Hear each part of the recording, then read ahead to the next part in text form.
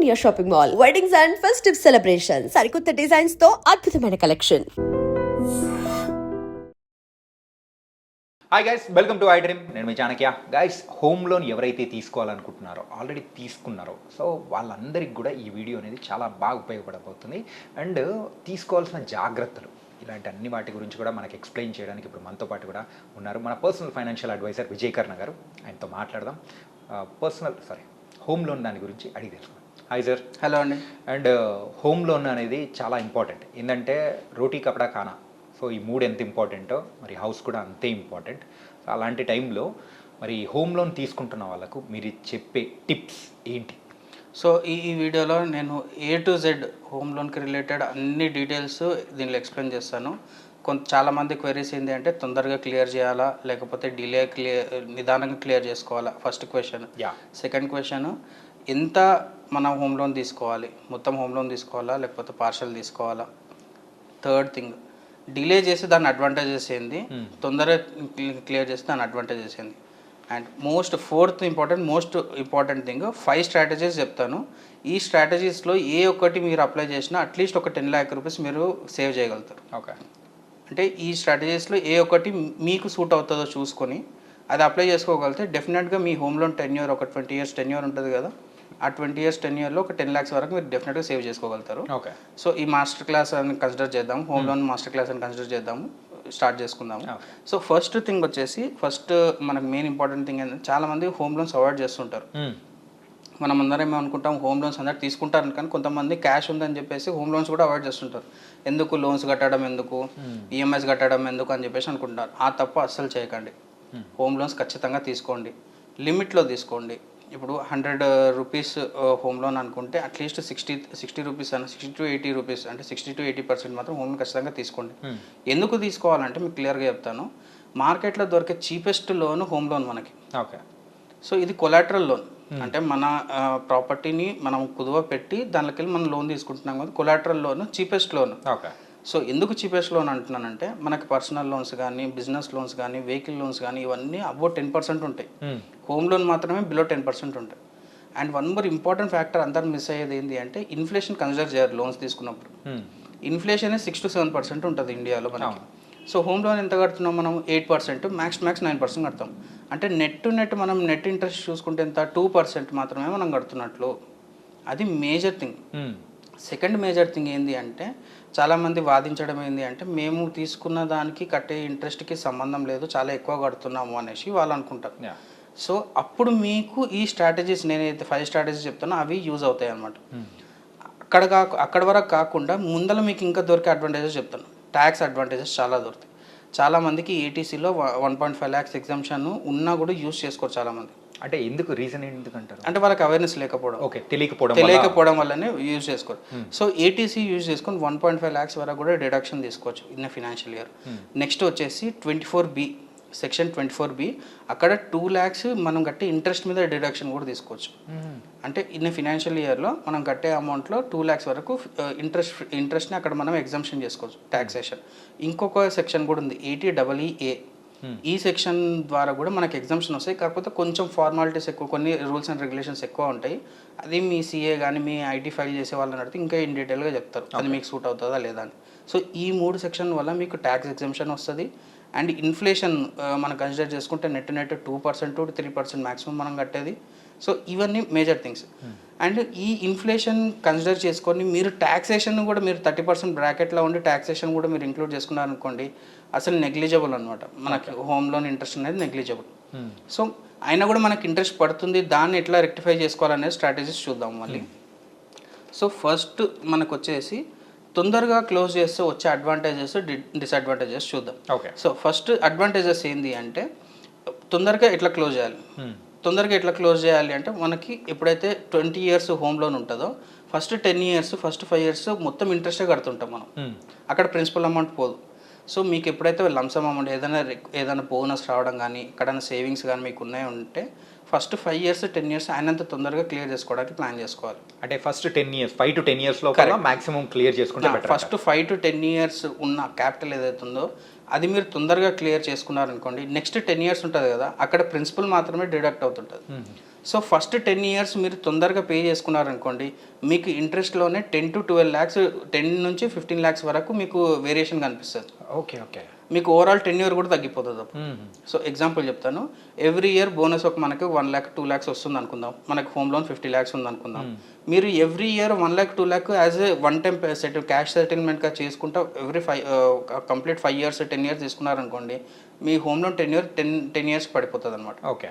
So ఇది ఒక strategy, ఇది ఒక type of strategy. And second major advantage ఏంటి అంటే, చాలామందికి వాళ్ళు తీసుకున్న లోన్కి వాళ్ళకి ఉంటున్న లైఫ్ స్టైల్కి సంబంధం ఉండదు. అంటే ఫర్ సపోజ్ నాకు 50,000 శాలరీ ఉంటే నేను ₹1,00,00,000 ఇల్లు తీసుకుంటాను. చాలామంది మనము బియాండ్ ద లిమిట్స్ తీసుకుంటాం. అప్పుడు ఏమవుతుంది అంటే ఈఎంఐ స్ట్రెస్ పెరిగిపోతుంది. సో దానివల్ల క్లియర్ చేసుకోవడం will be the best option వాళ్ళకి. సో అయినంత వరకు వాళ్ళకి వేరే అసెట్స్ అమ్ముతారా, లేకపోతే వాళ్ళకున్న సేవింగ్స్ మొత్తం తీసుకొని అయినంత తొందరగా క్లియర్ చేసుకోవడం will be the best option వాళ్ళకి. ఎందుకు? వాళ్ళు బియాండ్ ద లిమిట్ తీసుకున్నారు కాబట్టి. విత్ ఇన్ ద లిమిట్ తీసుకుంటే మళ్ళీ ప్రాబ్లం లేదు. అది. అండ్ నెక్స్ట్ వచ్చేసి, ఇప్పుడు వీళ్ళు క్లియర్ చేసుకున్నారు అనుకోండి, అడ్వాంటేజెస్ చెప్తున్నాను, క్లియర్ చేసుకున్న వాళ్ళకి అడ్వాంటేజెస్ చెప్తున్నాను. వీళ్ళు క్లియర్ చేసుకుంటే వాళ్ళ రిటైర్మెంట్ ప్లాన్కి, వాళ్ళ చిల్డ్రన్స్ ఎడ్యుకేషన్కి ఇంకా ఈజీగా వాళ్ళకి ప్లాన్ చేసుకోవడానికి ఫ్లెక్సిబిలిటీ ఎక్కువగా ఉంటుంది. అంటే వాళ్ళకి వచ్చే మంత్లీ ఇన్కమ్ ఏదైతే ఉంటుందో దాంట్లో మేజర్ పోర్షన్ ఈఎంఐకి వెళ్ళకుండా వీళ్ళ ఫైనాన్షియల్ ప్లానింగ్ అనేది వెళ్తుంటుంది. ఓకే. సో ఇప్పుడు నెక్స్ట్ వచ్చేసి డిసడ్వాంటేజెస్. ఒకవేళ మనము క్లియర్ చేయకుండా దాన్ని అట్లే డ్రాగ్ చేస్తున్నాము, కాకపోతే మన ఎలిజిబిలిటీ కంటే ఎక్కువ లోన్ తీసుకొని హోమ్ తీసుకున్నాం అనుకోండి, మనకున్న లైఫ్ సేవింగ్స్ మొత్తం ఇంటికి వెళ్ళిపోతాయి. ఓకే. చాలామందికి ఇది ఈ సిచ్యువేషన్ నేను చూస్తున్నాను. వాళ్ళు ఏం చేస్తున్నారు, 1 crore కానీ 80 lakhs కానీ ఫ్లాట్ ఉంది అంటే వాళ్ళు హోమ్ లోన్ తీసుకుంటున్నారు, 60 lakhs 80 lakhs లోన్ తీసుకుంటున్నారు. On top of that personal loan పెట్టేసి వాళ్ళు దాని మీద మళ్ళీ లోన్ తీసుకొని డౌన్ పేమెంట్ కడుతున్నారు. సో ఏమవుతుంది, ఇప్పుడు మీకు లోన్ వచ్చేస్తుంది, డిస్బర్స్మెంట్ అయిపోతుంది, మీకు లోన్ అప్రూవ్డ్ అయిపోతుంది. కానీ ఈఎంఐ వచ్చేసరికి వీళ్ళ శాలరీ మొత్తం ఈఎంఐస్కి వెళ్ళిపోతుంది. మోస్ట్ ఆఫ్ ద ఇప్పుడు ఉన్న సాఫ్ట్వేర్ కానీ ఎవరైనా వర్క్ చేసేవాళ్ళు ఒక హోమ్ తీసుకున్నారంటే అందులో 60 to 70% హోమ్కి అలాట్ చేస్తారు. కరెక్ట్. ఇప్పుడు ఇంకొక క్లాసిక్ ఎగ్జాంపుల్ అంటే, ఇద్దరు వర్కింగ్ ఉన్నారనుకోండి, ఒక పర్సన్ శాలరీ మొత్తం ఈఎంఐస్కి వెళ్ళిపోతుంది, హోమ్ ఈఎంఐకి వెళ్ళిపోతుంది. ఇంకో పర్సన్ దాంట్లోకి వెళ్ళి డైలీ ఎక్స్పెన్స్ అంటే మంత్లీ ఎక్స్పెన్సెస్, ఇంకా వాళ్ళు ఏమైనా ఇన్వెస్ట్మెంట్ చేసుకుంటే.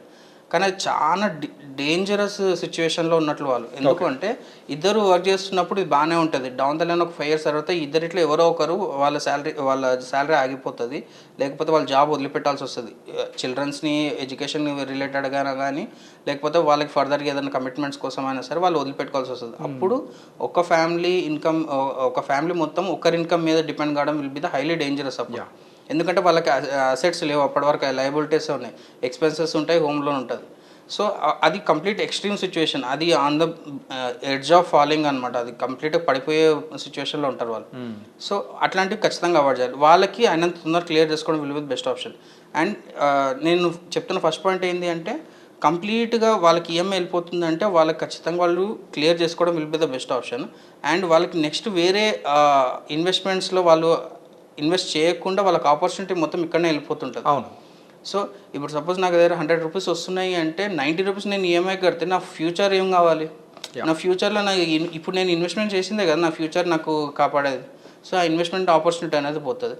అండ్ ట్యాక్స్ బెనిఫిట్స్ ఉన్నా కూడా యూజ్ చేసుకోలేరు చాలామంది. అంటే ఎందుకు యూజువల్గా మన ఇండియాలో ఉన్న వాళ్ళకి కూడా ఈ ట్యాక్స్కి సంబంధించి ఆ బెనిఫిట్స్ ఏంటని తెలియకపోవడానికి రీజన్ ఏంటంటారు? మెయిన్ థింగ్ ఏంటి అంటే, ఫస్ట్ థింగ్ వీళ్ళ ప్రొఫైల్ని క్లియర్గా డిస్క్లోజ్ చేయాలి. వాళ్ళ ఐటీ ఫైల్ చేసే ట్యాక్స్ అకౌంటెంట్కైనా సరే, వాళ్ళ సీఏకైనా సరే క్లియర్గా డిస్క్లోజ్ చేయాలి. అండ్ శాలరీడ్ వాళ్ళకి కంపారిటివ్ టు బిజినెస్ వాళ్ళకి, శాలరీ వాళ్ళు కంపేర్ చేసుకుంటే శాలరీ వాళ్ళకి ఎక్కువ ట్యాక్సేషన్ పడుతుంటుంది ఎప్పుడైనా సరే. బిజినెస్ వాళ్ళకి ఎగ్జామ్షన్స్ ఎక్కువగా ఉంటాయి, ఎందుకంటే వాళ్ళ బిజినెస్ని ఎక్కువగా వాళ్ళు ప్రమోట్ చేసుకోవాలి, ఎక్కువ వాళ్ళని ఎక్స్పాండ్ చేసుకోవాలి. That will be helping like Indian country economic help అవుతుందని చెప్పేసి బిజినెస్ వాళ్ళకి ఎప్పుడైనా సరే ట్యాక్స్ ఎగ్జామ్షన్స్ ఎక్కువగా ఉంటాయి. శాలరీ వాళ్ళకి ట్యాక్సేషన్ ఎక్కువ పడుతూ ఉంటుంది.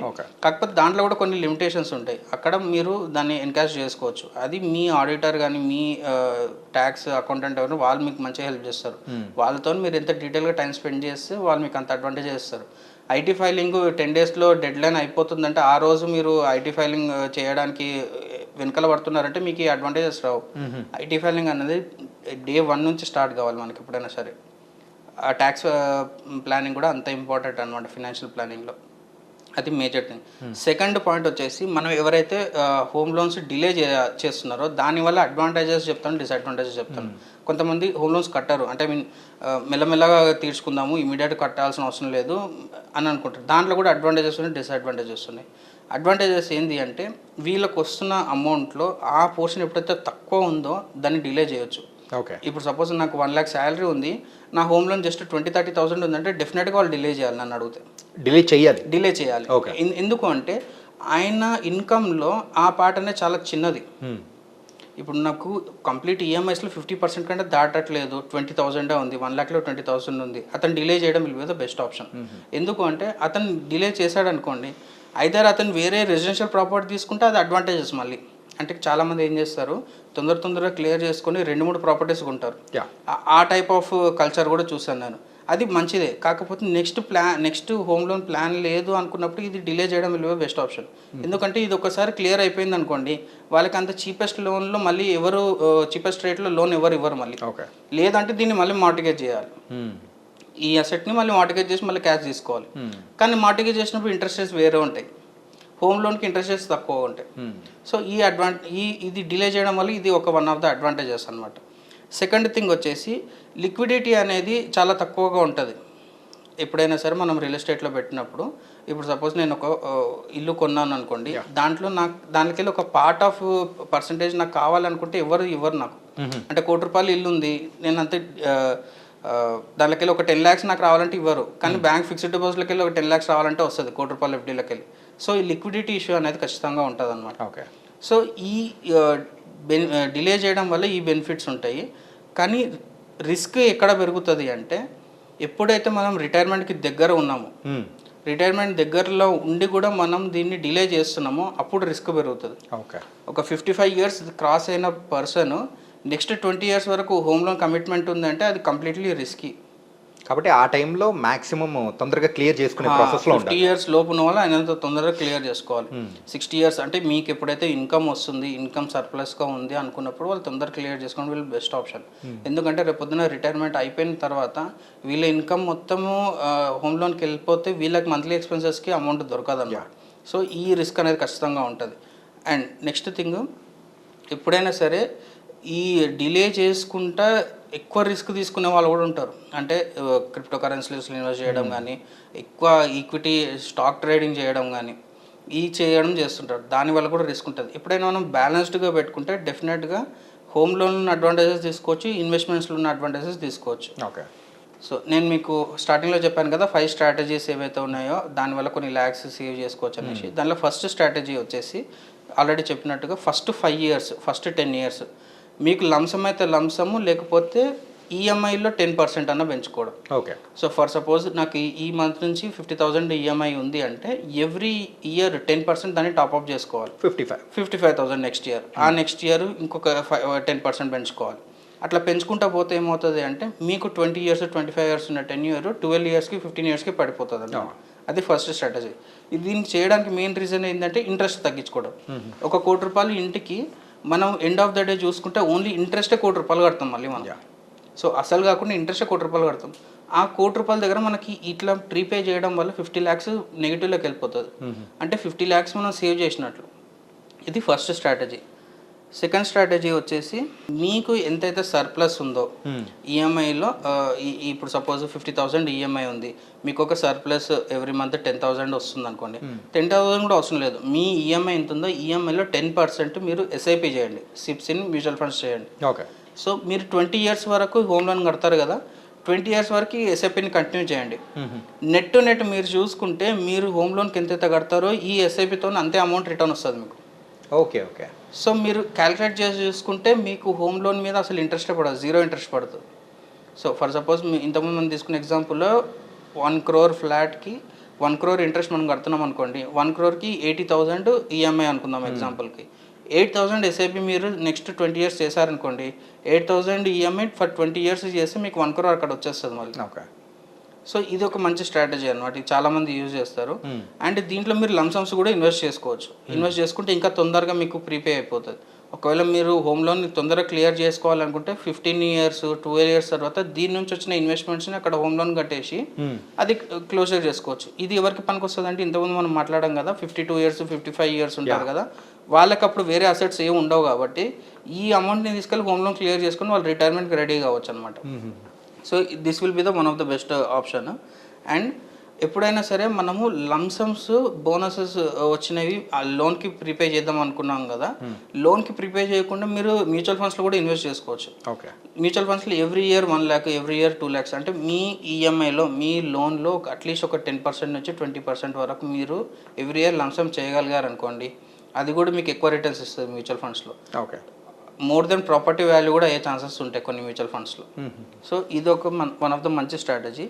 అండ్ ఇంకొకటి ఏంటి అంటే ఎప్పుడైనా సరే మనం 30% ట్యాక్స్ బ్రాకెట్లో ఉన్నామంటే డెఫినెట్గా హోమ్ లోన్ పెట్టుకోవడం will be the best option. కానీ ఇంతకుముందు మనం మాట్లాడుకున్న 52 ఇయర్స్ 55 ఇయర్స్ దాటకుండా ఉండడం చూసుకోవాలి.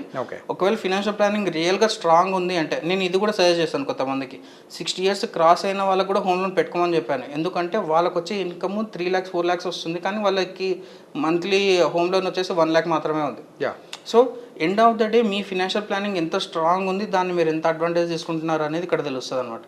నేను ఎందుకు రిటైర్ అయిన వాళ్ళకు కూడా హోమ్ లోన్ కంటిన్యూ చేయమని చెప్పాను ఆ ఎగ్జాంపుల్లో అంటే, వాళ్ళకి వచ్చే అసెట్స్ అంటే వాళ్ళకి వచ్చే రెంటల్ ఇన్కమ్ కానీ మన మంత్లీ ఇన్కమ్ ఎస్డబ్ల్యూపీ ద్వారా కానీ వాళ్ళకి ఓవరాల్గా చూసుకుంటే 3 lakhs నుంచి 4 lakhs వచ్చే ఛాన్స్ ఉంది. సో దాంట్లో వాళ్ళకి వచ్చేది హోమ్ లోన్ వచ్చేది 1 lakh మాత్రమే. సో నెట్ టు నెట్ చూసుకున్న వాళ్ళకి 2 lakhs ప్రాఫిట్లోనే ఉంటారు. సో అందుకు వాళ్ళు కంటిన్యూ చేయడం వల్ల బెస్ట్ ఆప్షన్. కంటిన్యూ చేయకుండా వాళ్ళు ఏం చేస్తామని అడిగారంటే నన్ను, మా దగ్గర 1 CR ఉంది లేకపోతే 1.5 CR ఉంది, అది తీసుకొని హోమ్ లోన్ క్లియర్ చేసుకుంటే మేము ప్రశాంతంగా ఉంటామన్న. కానీ 1.5 crore వాళ్ళు ఎస్డబ్ల్యూపీలు పెట్టుకుంటే వాళ్ళకి వచ్చే రిటర్న్స్ ఇంకా ఎక్కువ హోమ్ లోన్ కంటే. సో ఆపర్చునిటీ వాళ్ళు పోగొట్టుకోవద్దు. సో మాక్సిమం ఎవరి దగ్గర అయితే డబ్బులు ఉంటుందో వాళ్ళు హోమ్ లోన్ క్లియర్ చేసుకోవాలనే మైండ్ సెట్తోనే ఉంటారు మ్యాక్స్ టు మ్యాక్స్. అవును. సో అలాంటి వాళ్ళు అలా చేయకుండా ఇలా చేస్తే వాళ్ళు అంటే మిగిలించుకోవడం అనేది కూడా ఎక్కువ ఉంటుంది అంటారు. మిగిలించుకోవడం ఎక్కువ ఉంటుంది, వాళ్ళు హోమ్ లోన్ మ్యాక్సిమం అడ్వాంటేజ్ తీసుకున్న వాళ్ళు అవుతారు. ఓకే. సో ఎప్పుడైనా మీరు ఒకసారి అబ్జర్వ్ చేయండి, మన టౌన్స్లలో కూడా ఒక ఇల్లుతోనే ఆపరు చాలామంది, అంటే ల్యాండ్ లార్డ్స్ వాళ్ళు కూడా ఎప్పుడు రొటేషన్ చేస్తుంటారు. ఎవ్రీ 5 years ఒక్కొక్క ఇల్లు కడుతుంటారు, దాని నుంచి వచ్చే రెంటల్ ఇన్కమ్స్ తీసుకుంటుంటారు. అది ఎందుకు అట్లా వాళ్ళకి వర్కౌట్ అవుతుంది అంటే హోమ్ లోన్ని జస్ట్ 10 yearsకే ప్లాన్ చేసుకుంటారు. ఎవ్రీ 10 yearsకి వచ్చిన క్యాపిటల్ని మళ్ళీ మార్టిగేజ్ పెట్టేసి నెక్స్ట్ ప్రాపర్టీకి తీసుకుంటారు. సో ఇట్లా ఫ్లిప్పింగ్ చేస్తూ ఉంటారు, రియల్ ఎస్టేట్ ఫ్లిప్పింగ్ అంటారు దీన్ని టర్మినాలజీ. ఇది కూడా యూజ్ చేయొచ్చు, కానీ ఎప్పుడైతే క్యాపిటల్ లంప్స్ ఎక్కువగా ఉన్నప్పుడు. కానీ శాలరీడ్ ఎంప్లాయీస్కి ఇది వర్కౌట్ కావాలి. కానీ చాలామంది శాలరీడ్ వాళ్ళు ఇది ట్రై చేస్తున్నారు, కానీ బ్యాక్ ఫైర్ అయ్యే ఛాన్సెస్ చాలా ఉంటాయి. ఓకే. అంటే మీరు చెప్పిన పాయింట్స్ అనేది కూడా ఎవరైతే హోమ్ లోన్ తీసుకుంటున్నారో వాళ్ళకి మాత్రం చాలా చక్కగా ఉపయోగపడేలా ఉంది. ఇన్ఫ్యాక్ట్ మీరు చెప్పిన దాంట్లో బాగా నచ్చిన పాయింట్స్ ఏంటంటే, ఒకటి ట్యాక్స్ బెనిఫిట్స్ చాలామందికి కూడా తెలీదు, దాని మీద అవేర్నెస్ తీసుకురావాలని అనిపించింది. అండ్ లేటర్ సో ఎవరైతే ఈఎంఐలు కడుతున్నారో వాళ్ళు ఇంకొంచెం ఎస్ఐపిలో కూడా కట్టారు అని అంటే అది కూడా 0%తోనే అయిపోతుంది అంటే that is an wonderful idea sir. Exactly. Yeah. And thank you so much. ఈ హోమ్ లోన్ మాస్టర్ క్లాస్ గురించి చాలా చక్కగా వివరించారు. Thank you so much. Thank you. And for more videos, Please subscribe to iDream. Please subscribe to iDream. Please subscribe iDream. And please subscribe to iDream. For more videos, subscribe to iDream. please like, share and subscribe to the channel. Congratulations, iDream. Subscribe to iDream. Subscribe to iDream. So subscribe to iDream Media. iDream ki iDream team andarki huge congratulations. Please subscribe iDream Media. Please subscribe to iDream. Subscribe iDream. Please subscribe to iDream. iDream అంటే నా కళల channel subscribe చేసుకున్న నోరు తిరుగుతలేదు, మీరైతే గంట గుర్తు కొట్టండి. For more such videos, please subscribe to iDream. Subscribe to iDream. Please subscribe to iDream. Please subscribe iDream Media. Please do subscribe to iDream. Please subscribe to iDream Media. For best entertainment and information, please subscribe iDream. And don't forget to subscribe to iDream.